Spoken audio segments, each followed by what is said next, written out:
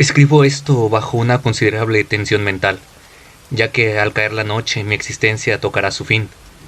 Sin un céntimo y agotada la provisión de droga, que es lo único que me hace soportable la vida, no podré aguantar mucho más esta tortura, y me arrojaré por la ventana de esta buhardilla a la mísera calle de abajo. Que mi adicción a la morfina no les lleve a considerarme un débil o un degenerado. Cuando hayan leído estas páginas apresuradamente garabateadas, podrán comprender, aunque no completamente, por qué debo olvidar o morir. Fue en una de las zonas más abiertas y desoladas del Gran Pacífico, donde el buque del que yo era sobrecargo fue alcanzado por el cazador de barcos alemán. Entonces la Gran Guerra se hallaba en sus comienzos y las fuerzas oceánicas del Uno aún no habían llegado a su posterior decadencia. Así que nuestra nave fue presa según de las convenciones y su tripulación tratada con el respeto y consideración debida a los prisioneros de guerra. De hecho, la disciplina de nuestros captores era tan relajada que 5 días más tarde logré huir en un bote con agua y provisiones para bastante tiempo. Cuando finalmente me encontré con las amarras cortadas y libre, tenía muy poca idea de mi posición. No siendo navegante avisado, tan solo podía suponer vagamente por el sol y las estrellas que me encontraba al sur del Ecuador. Desconocía mi longitud y no había a la vista ni islas ni costas. El tiempo permanecía bonancible y durante un número indeterminado de días navegué sin rumbo bajo el sol abrasador, esperando el paso de un barco o la arribada a las playas de alguna tierra habitable. Pero ni barcos ni tierra hacían su aparición, y yo comencé a desesperar en mi soledad, en medio de aquella oscilante inmensidad de azul ilimitado. El cambio tuvo lugar mientras dormía. Jamás conocí los detalles, ya que mi sueño, aunque problemático y repleto de visiones, fue ininterrumpido.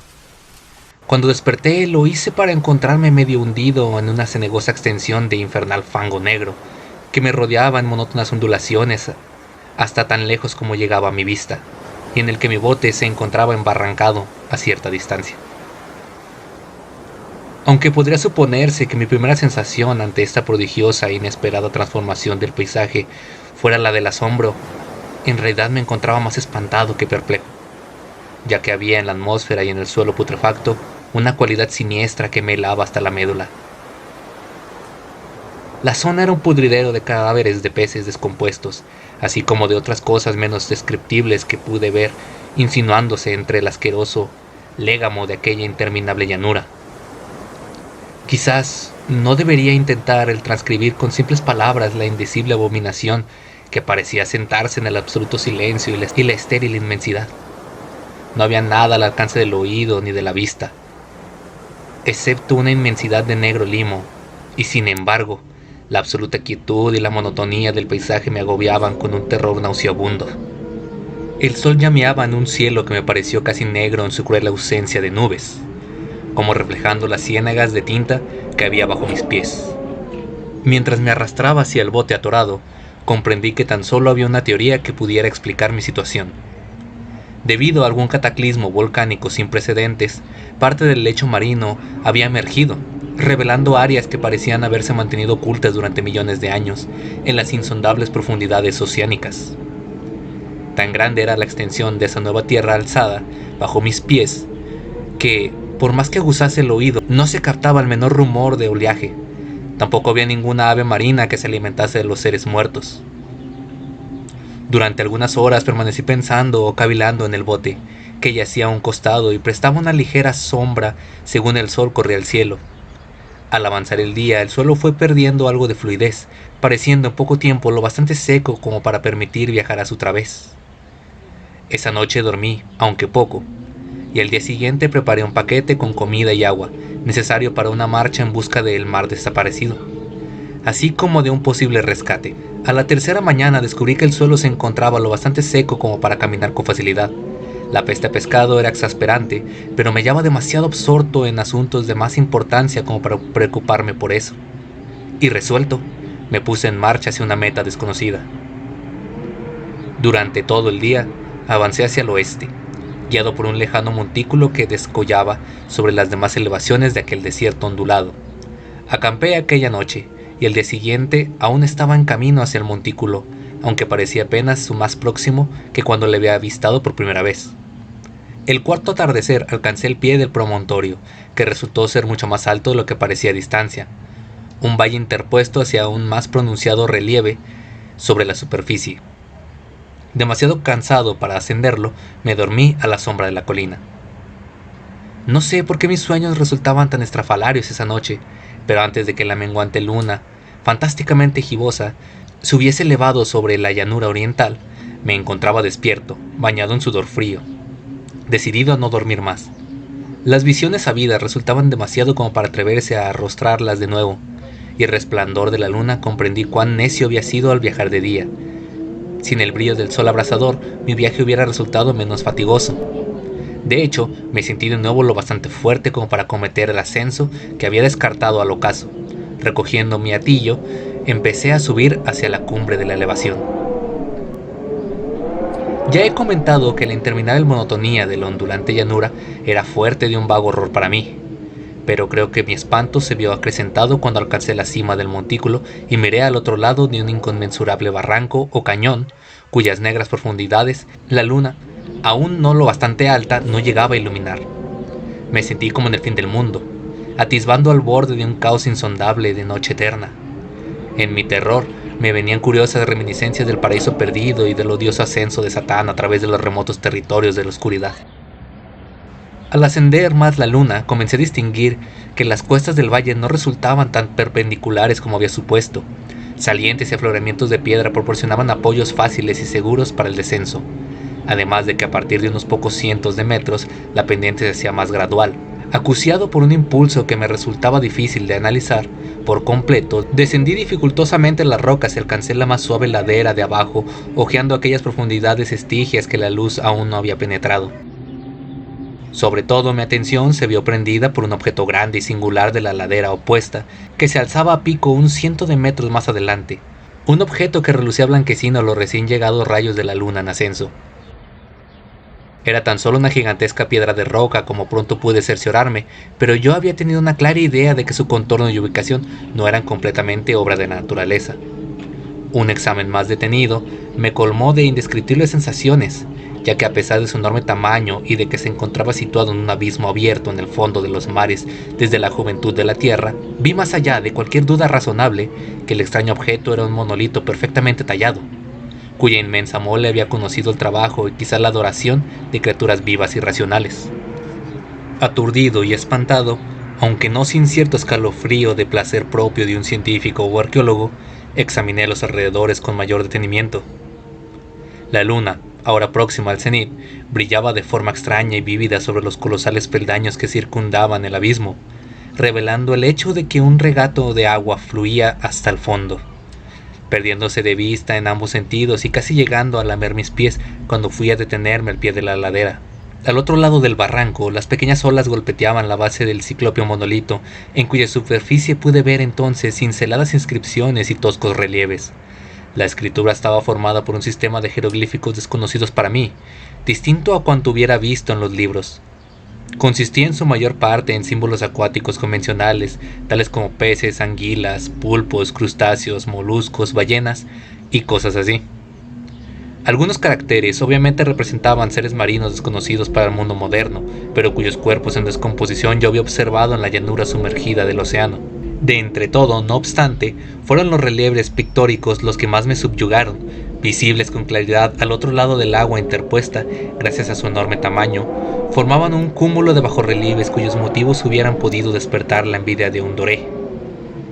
Creo que podría suponerse que aquellos seres representaban hombres, o al menos cierta clase de hombres, aunque se mostraba a las criaturas retozando como peces en las aguas de alguna gruta marina, o rindiendo pleistesía en algún santuario monolítico, al parecer también sumergido. No osaré entrar en detalles acerca de sus formas y rostros, ya que el simple recuerdo me provoca vértigos. Grotescos más allá de la imaginación de un Poe o un Bulwer, resultaban en líneas generales condenadamente humanos a pesar de sus manos y pies palmeados, labios espantosamente gruesos y fofos, vidriosos ojos saltones, así como otros rasgos aún menos agradables de recordar.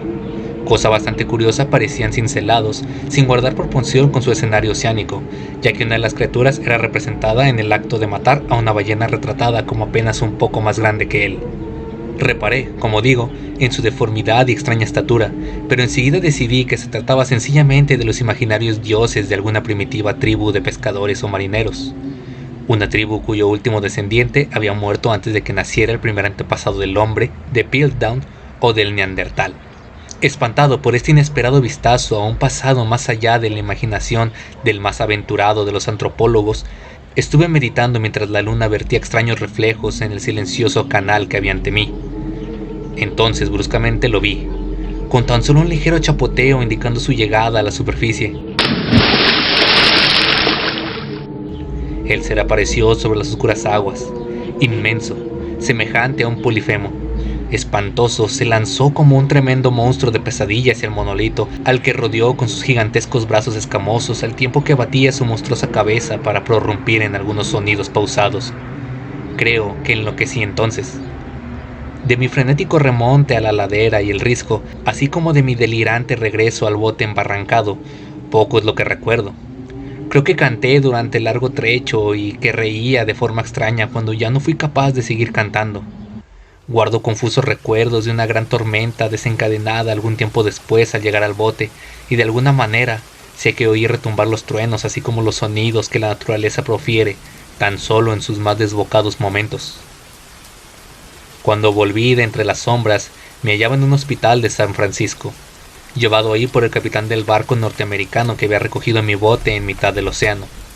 Había hablado mucho durante mi delirio, pero descubrí que había prestado escasa atención a mis palabras.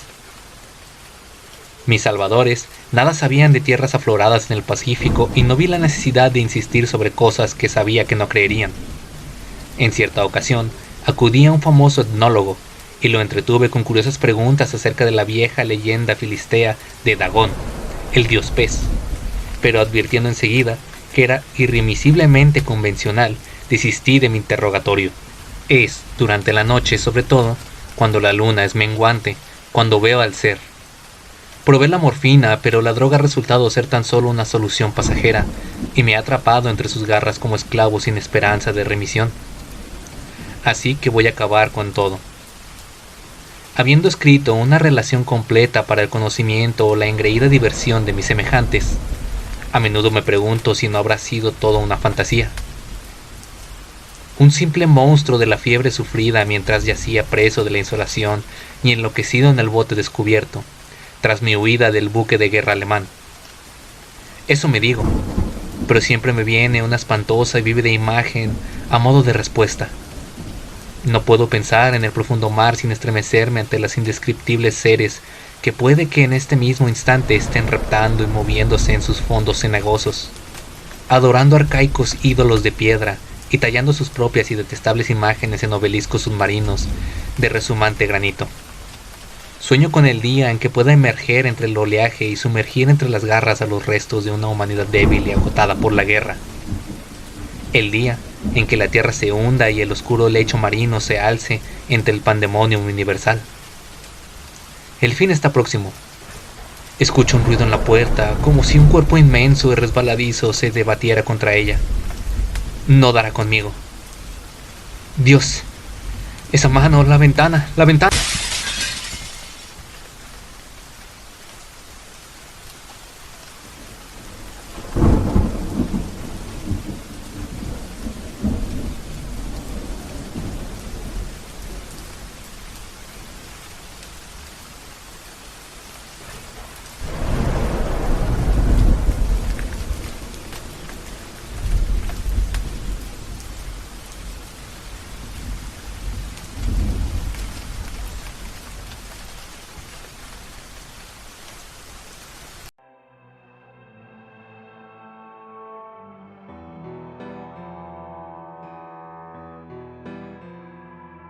Hola, ¿qué tal? Espero que el video les haya gustado. Si es así, ayúdame dando like y suscribiéndote al canal. No olvides revisar el otro canal, así como seguirme en redes sociales donde se publica arte original, así como apoyar el proyecto en Webtoon. Muchas gracias.